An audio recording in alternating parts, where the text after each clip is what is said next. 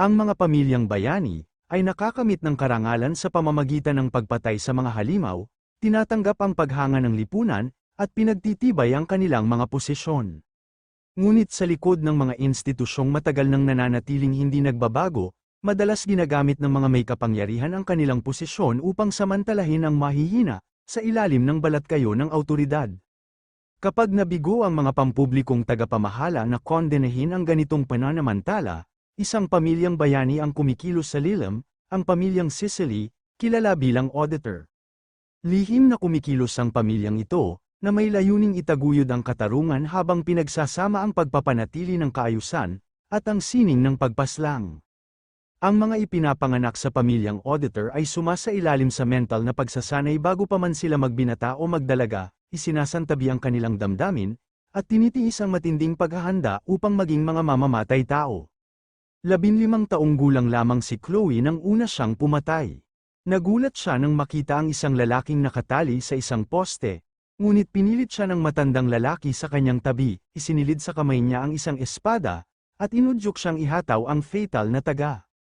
Pagkatapos, pinaalalahanan siya ng matanda, huwag mong itanggi ang iyong kakayahan bilang isang asasin. Ilang beses na niyang narinig ang mga salitang yun, kahit bago pa siya maging ganap na adulto. Ang walang humpay na pagsasanay ay unti-unting binago ang kanyang isipan, nag-iwan ng malalim na anino sa kanyang puso. Sa paglipas ng panahon, nawala na ang kanyang pagkatao, naiwan na lamang ang mga piraso ng damdamin. Hanggang nang handa na si Chloe na pumasok sa Joaquin Academy.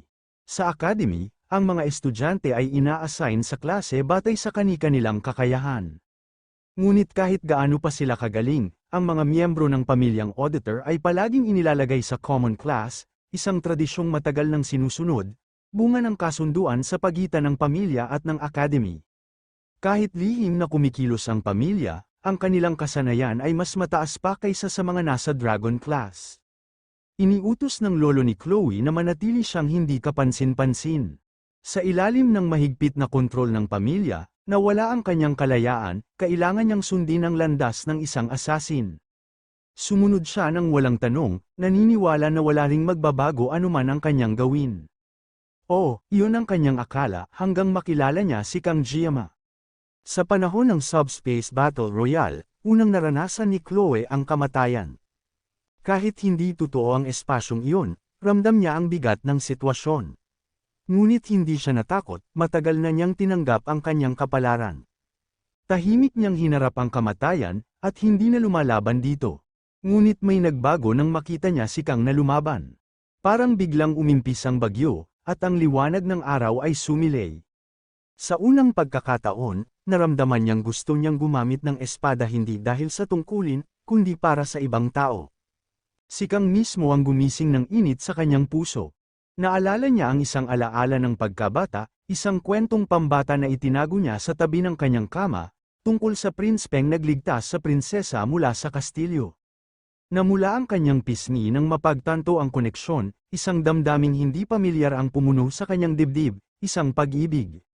Sa kasalukuyan, napamura si Kang sa sarili habang pinapanood si Chloe na tila nawawala sa sarili. Natawa siya ng pilit-pilit binabawasan ang tensyon. Ngunit ang katahimikan ni Chloe, pati ang walang kurap nitong titig, ay lalo lang nagpalala ng kanyang pagkailang. Na-realize niyang may mali, siguro noong una niyang nakita ang kahinaan nito, o nang pabigla siyang sumama rito sa hapunan. Sinubukan niyang ayusin ang sitwasyon sa pamamagitan ng isang magalang na komento tungkol sa gabi, umaasang gamaan ang atmosfera. Ngunit nanatiling nakatitig si Chloe sa kanya. Nagpasalamat si Kang para sa hapunan, at inihanda ang sarili upang umalis. Pero nanatiling nakapako ang tingin ni Chloe sa kanya. At saka siya nagtanong, nakita mo ba? Nalito si Kang, at agad niyang tinanong kung ano ang ibig sabihin ni Chloe. Dahan-daang inalis ni Chloe ang kanyang guwantes, at ang atensyon niya ay lumipat sa diary na nasa ibabaw ng mesa. Doon tumama sa kanya ang realisasyon, iyon ang tinutukoy niya. Sinubukan niyang gawing magaan ang sitwasyon, sinabing baka naman yon ay dahil sa pagsusumikap ni Chloe sa pag-aaral. Ngunit agad siyang itinaman ni Chloe, malinaw na sinabing personal na diary niya ang kanyang tinutukoy. Isang matinding kaba ang bumalat kay Kang, paanong nalaman ni Chloe na nabasa niya yon? Naisip niya kung nakita ba siya nito nang hindi niya namamalayan. Ngunit mas lalo siyang nataranta nang may isa pa siyang napansin, muling naging formal ang pananalita ni Chloe. Kahit sinabi na niya dati na hindi ito kailangang gawin, bigla siyang parang ibang tao. Mabilis niyang itinanggi na may nakita siya, ngunit muling nagtanong si Chloe. Sigurado ka ba? Ulit siyang tumanggi, ngunit pinigilan siya ni Chloe, at sinabing, huwag kang magsinungaling. Napagtanto niyang wala na ring saysay ang pagtanggi, kaya inamin niyang nakita nga niya. Sandaling tumitig lamang si Chloe sa kanya, at sa gulat niya, dahan-dahan niyang hinugot ang kanyang katana mula sa kaluban nito. Bumuhos ang hilakbot kay Kang, habang tumingin siya sa gilid ng bubong, nasa ikaapat silang palapag. Kung tatalon siya, tiyak na durog-durog ang katawan niya. Lamingga-lingga siya, iisa lang ang labasan, at iyon ay sa pintong nasa tabi ni Chloe, trap na trap siya. Isang malakas na kaskas ng bakal sa semento ang bumasag sa katahimikan. Paglingon niya, nanlamig ang kanyang dugo, hinihila ni Chloe ang katana sa sahig habang dahan-daang lumalapit sa kanya. Para siyang manika, walang emosyon ang kilos, tila wala sa sarili. Hindi makapaniwala si Kang sa nakikita. Alam ba ni Chloe ang ginagawa niya? Tanong niya. Ang mga mata nito'y nanatiling hindi gumagalaw, ang kanyang mapulang mga mata, walang buhay. At doon siya kinilabutan, lahat ng palatandaan ng isang yandir ay naroon. Naalala niya ang dating masiglang personalidad ni Chloe, punong-puno ng sigla, na maaaring magbago sa isang iglap. Inisip niya na baka ito ay dalawang personalidad, isang split personality. Ang ideya pa lang na si Chloe ay isang yandir na may split personality ay sapat na upang magdulot ng sindak. Ngunit ang mas malala, siya mismo ang nagtulak sa pagbabagong yon, sa pagbukas ng diary. Alam niyang mapanganib ang sitwasyon, hindi siya titigilan ni Chloe hanggat hindi siya napatay. Kailangan niyang tumakas, at mabuhay. Nararamdaman niya na ang killing intent ni Chloe ay mas matindi pa sa magkapatid na Mao, kaya napamura siya sa sarili. Akala ko ba school lang ito? Tanong niya sa sarili. Kailangan muna niyang makaligtas, bumilis ang kanyang pag-iisip. Naalala niyang may 9 na segundo pa siyang natitira sa kanyang painlessness blessing. Ngunit ang sashimi knife niya ay nasa silid pa, at ang kutsilyong ginamit niya kanina ay masyadong malayo. Kung susubukan niyang abutin yon, tiyak, pwedeng maputol ang kanyang braso, o mas malala. Bigla na lamang tinaas ni Chloe ang katana, sa sobrang kaba, umatras si Kang, at nasagi ang mesa sa likuran niya. Doon niya napansin ang isang maliit na cutter na nakapatong. Tumalon si Chloe, mabilis at may matinding presisyon ang kanyang pag-atake. Sa gitna ng desperasyon, dinampot ni Kang ang cutter, alam niyang hindi sapat ito, pero alam din niyang hindi na uubra ang pananalita. Habang naghahanda siyang ipagtanggol ang sarili, lumitaw ang isang notification ng system. Tumaas ang kanyang mental state, ang kanyang mga salita at kilos ay pansamantalang may taglay na aura ng pananakot, nag-adjust ang restraining power upang umakma sa kanya, at na-activate ang blessing of the sword god. Paglapit nila sa gitna, sinubukan niya ang ibang taktika. Medyo mahaba na ang buhok mo, sabi niya, kalmado, aayusin ko ng kaunti. Sa sandaling yun, sabay nilang pinakawalan ang kanilang mga slash. Pagkatapos, nagising si Chloe sa kanyang kama, at agad na hinanap si Kang. Habang tinitingnan ang paligid ng kanyang kwarto, naalala niya itong nakatayo sa tabi ng bintana habang siya'y naghuhugas ng pinggan, palihim siyang sumusulyap dito. Bigla siyang kinabahan nang maalala ang kanyang katana.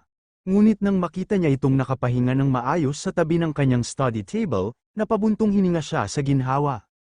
Nawalan siya ng malay habang hawak ito, isang side effect ng kanyang pagsasanay. Bamaling ang kanyang isipan sa matandang lalaki na palaging pumupuri sa kanyang talento bilang isang assassin, laging sinasabing huwag siyang mag-alala sa tuwing may napapatay, at paulit-ulit na pinapaalalahanang huwag itanggi ang kanyang kakayahan. Naiinis, ibinaon niya ang mukha sa kanyang unan, at tinawag ang sarili niyang tanga dahil sa paghimlay. Nahihiya, naisip niya si Kang, iniisip kung may nasabi ba siyang kakaiba habang nawalan siya ng malay. Pagkatapos, napansin niya ang isang cutter na nakahandusay sa sahig. Naguluhan siya, kaya tinaas niya ang kanyang buhok sa kanyang mukha, doon niya napansing mas maikli na ito. Nang masilip niya ang basurahan, nakita niya roon ang mga putol na hibla ng buhok. Napag-isip-isip niyang si Kang siguro ang naglinis ng ito bago siya umalis.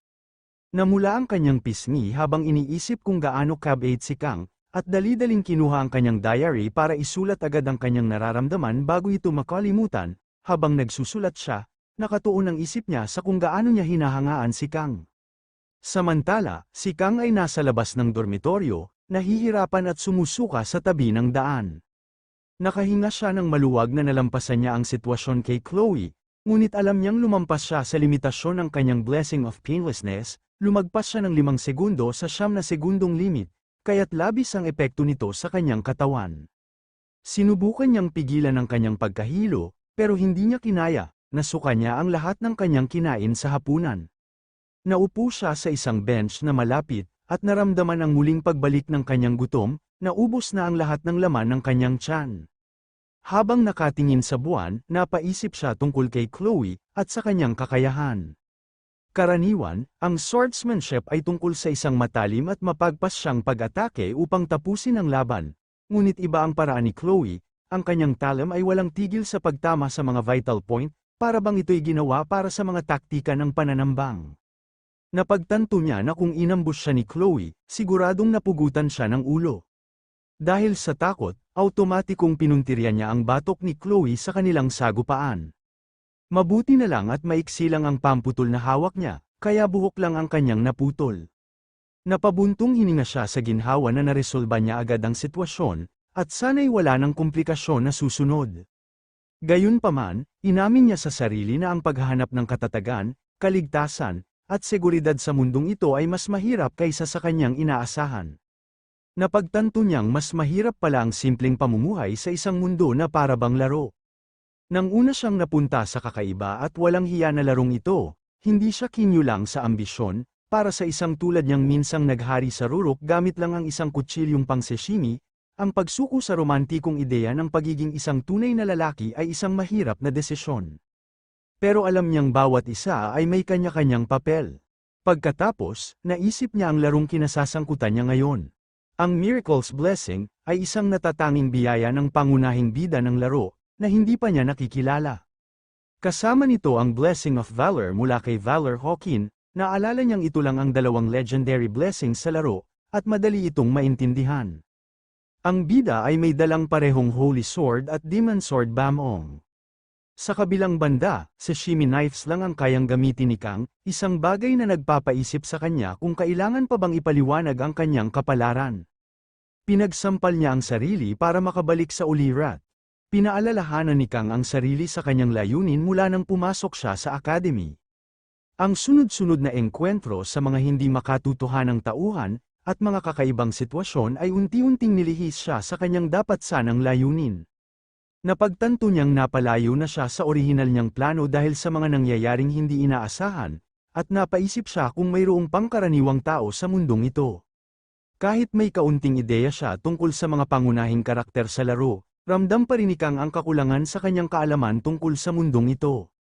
Pagkatapos ng lahat, halos 1 linggo pa lang ang lumipas mula nang pumasok siya sa academy.